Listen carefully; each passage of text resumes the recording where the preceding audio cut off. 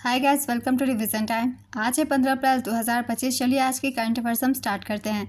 अगर आप सभी को ये वीडियो हेल्पफुल लगे तो इसे लाइक ज़रूर कर दीजिएगा और इस तरीके की कम टाइम की करंट अफेयर्स की वीडियो के लिए चैनल को भी ज़रूर सब्सक्राइब कर लीजिए। तो चलिए स्टार्ट करते हैं आज के सारे करंट अफेयर्स के क्वेश्चन, मगर उससे पहले जान लेते हैं 14 अप्रैल को पूछे गए क्वेश्चन का सही आंसर क्या है। न्यू शेकेल किस देश की मुद्रा है? Option A UAE, option B Israel, option C Maldives, option D Ukraine. इसका सही आंसर है option B Israel. New shekel Israel की मुद्रा का नाम है। चलिए अब आज के सारे करंट अफेयर्स के क्वेश्चन हम स्टार्ट करते हैं। क्वेश्चन नंबर 1, हाल ही में वित्तीय सेवा विभाग ने एक राज्य एक आरआरबी पहल के तहत कितने आरआरबी के विलय की घोषणा की? इसका आंसर है 26। वित्तीय सेवा विभाग ने एक राज्य एक आरआरबी पहल के तहत 26 आरआरबी के विलय की घोषणा की है। विलय प्रभावी 1 मई 2025 से होगी। यह क्षेत्रीय ग्रामीण बैंकों के समेकन का चौथा चरण है। वित्त मंत्रालय ने नवंबर 2024 में समेकन योजना शुरू की थी। वर्तमान में 26 राज्यों और 2 केंद्र शासित प्रदेशों में 43 आरआरबी संचालित है। विलय के बाद 700 जिलों में सेवा देने वाले 28 आरआरबी होंगे। क्षेत्रीय ग्रामीण बैंक की स्थापना 2 अक्टूबर 1975 को की गई थी। नेक्स्ट क्वेश्चन, हाल ही में केंद्र सरकार द्वारा जीवंत गांव कार्यक्रम 2 को शुरू किया गया है। इसमें केंद्र सरकार की हिस्सेदारी कितनी है? इसका आंसर है 100%। केंद्र सरकार ने हाल ही में जीवंत गांव कार्यक्रम 2 को मंजूरी दी है। जीवंत गांव कार्यक्रम 2 की अवधि वित्तीय वर्ष 2024-25 से 2028-29 तक की है। योजना के लिए कुल आवंटन 6,839 करोड़ रुपए है। यह केंद्र सरकार द्वारा 100% वित्त पोषित है। जीवंत गांव कार्यक्रम 1 और 2 का क्रियान्वयन केंद्रीय गृह मंत्रालय द्वारा किया जा रहा है। जीवंत गांव कार्यक्रम 2 में 17 राज्य या संघ राज्य क्षेत्र शामिल किए गए हैं। इस योजना का उद्देश्य अंतर्राष्ट्रीय सीमाओं के साथ लगे इन ब्लॉकों में स्थित पिछड़े गांवों का विकास करना है, ताकि लोग इन क्षेत्रों से पलायन न करें। यहाँ पर्यटन, कौशल विकास और उद्यमिता को बढ़ावा देकर इन लोगों के लिए आजीविका के अवसर पैदा करने पर ध्यान केंद्रित किया जाएगा। जीवंत गांव कार्यक्रम 1 15 फरवरी 2023 को शुरू किया गया था। नेक्स्ट क्वेश्चन, हाल ही में राष्ट्रीय सुरक्षित मातृत्व दिवस कब मनाया गया? इसका आंसर है 11 अप्रैल को। राष्ट्रीय सुरक्षित मातृत्व दिवस हर वर्ष 11 अप्रैल को मनाया जाता है, जो मोहनदास करमचंद गांधी की पत्नी कस्तूरबा गांधी की जयंती है। इसकी शुरुआत 11 अप्रैल 2003 से की गई थी। इस वर्ष की थीम है equity in maternal health care, leaving no mother behind. मातृ स्वास्थ्य सेवा में समानता, किसी भी मां को पीछे न छोड़ना। यह दिवस महिलाओं की स्वास्थ्य देखभाल और गर्भवती और स्तनपान कराने वाली महिलाओं के लिए मातृत्व सुविधाओं के बारे में जागरूकता बढ़ाने के लिए समर्पित है। नेक्स्ट क्वेश्चन, वर्ष 2025 में कौन सी कंपनी भारत की पहली यूनिकॉर्न कंपनी बनी? इसका आंसर है जसपे। जसपे वर्ष 2025 में भारत की पहली यूनिकॉर्न बनी है।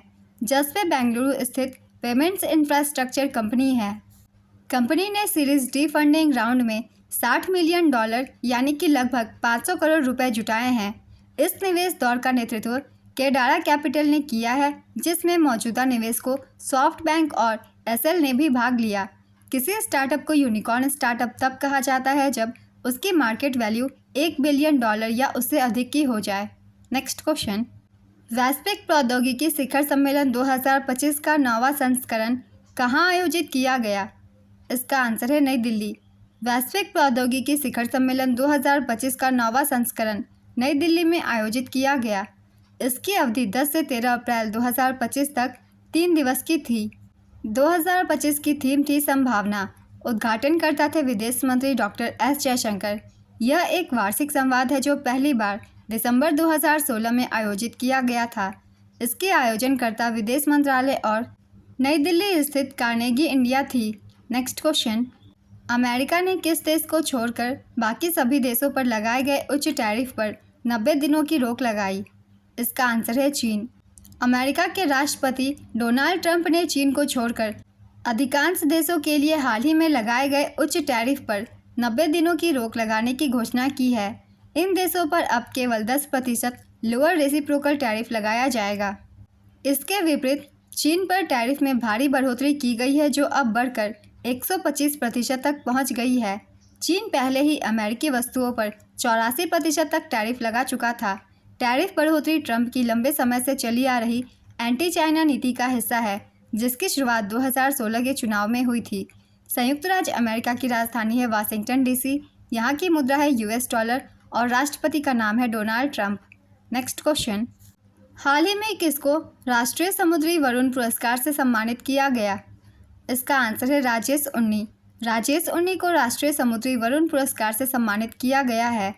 इन्हें यह सम्मान 5 अप्रैल 2025 को 62वें राष्ट्रीय समुद्री दिवस के अवसर पर प्रदान किया गया। राजेश उन्नी सिनर्जी मरीन ग्रुप के संस्थापक है, जो समुद्री उद्योग में एक प्रमुख संस्था के रूप में स्थापित है। राष्ट्रीय समुद्री वरुण पुरस्कार भारत में समुद्री उद्योग में उत्कृष्टता के लिए दिया जाने वाला सर्वोच्च व्यक्तिगत सम्मान है। यह पुरस्कार डायरेक्टोरेट जनरल ऑफ शिपिंग द्वारा उन व्यक्तियों को प्रदान किया जाता है जिन्होंने समुद्री क्षेत्र में असाधारण और निरंतर योगदान दिया हो।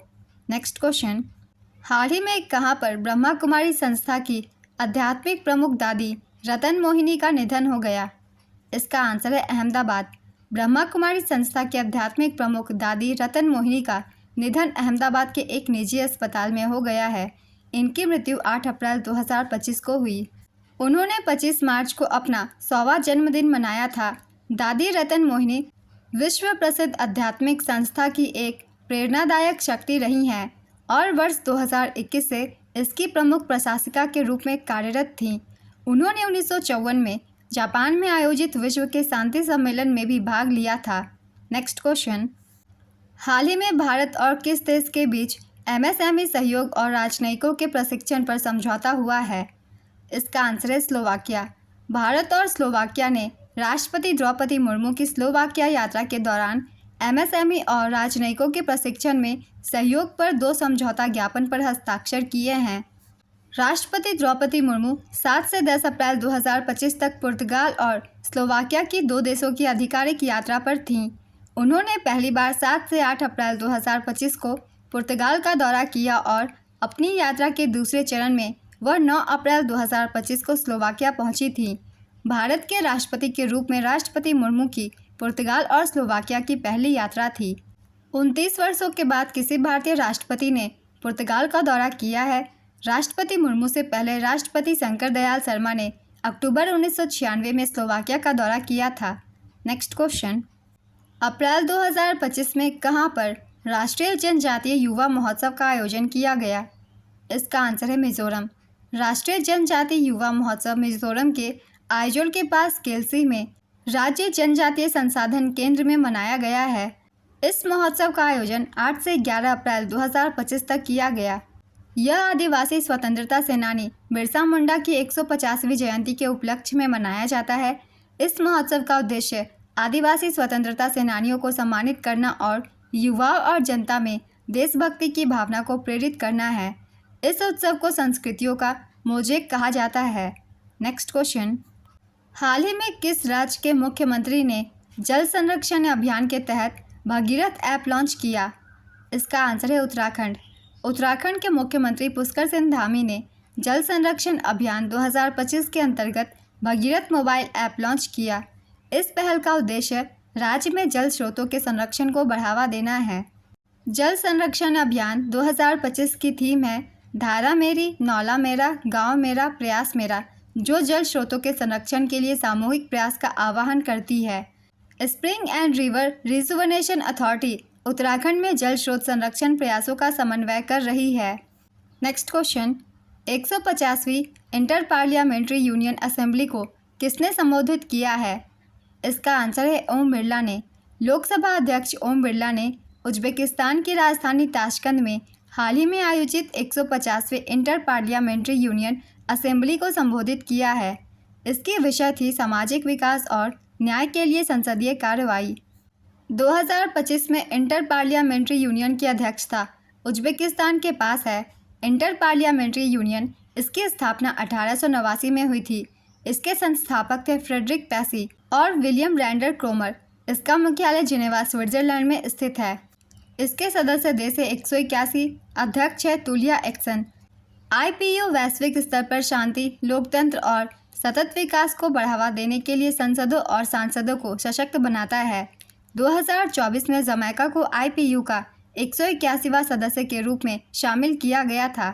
तो आज के सारे करंट अफेयर्स के क्वेश्चंस कंप्लीट होते हैं। चलिए अब आज का क्वेश्चन देखते हैं क्या है। पुष्कर सिंह धामी किस राज्य के मुख्यमंत्री हैं? Option A Punjab, option B Uttarakhand, option C Gujarat, option D Rajasthan. अपना आंसर गेस कीजिए या फिर कमेंट बॉक्स में दीजिए। अगर आप सभी को ये वीडियो हेल्पफुल लग रही हो तो इसे लाइक ज़रूर कर दीजिएगा और इस तरीके की कम टाइम की करंट अफेयर्स की वीडियो के लिए चैनल को भी ज़रूर सब्सक्राइब कर लीजिए। तो फिर मिलते हैं अगली वीडियो के साथ। आप सभी को थैंक यू।